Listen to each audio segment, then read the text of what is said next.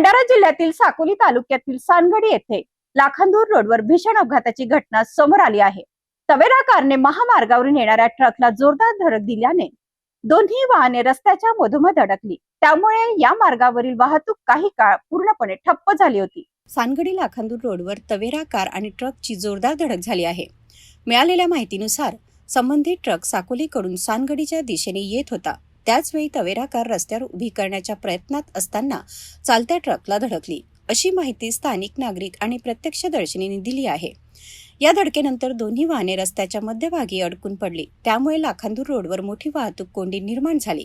काही काळ वाहनांची ये-जा पूर्णपणे ठप्प झाली होती। अपघातामुळे प्रवासी आणि वाहन चालकांना मोठ्या त्रासाला समोर जावं लागलं।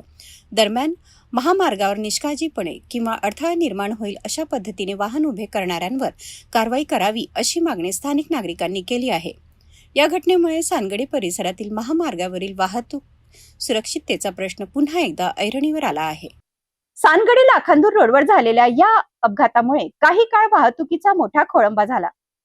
महामार्गावर वाहन चालवताना निष्काळजीपणा टाळण्यासोबतच वाहतुकीला अडथळा ठरणाऱ्या वाहनांवर कारवाई करण्याची मागणी आता नागरिकांकडून होत आहे।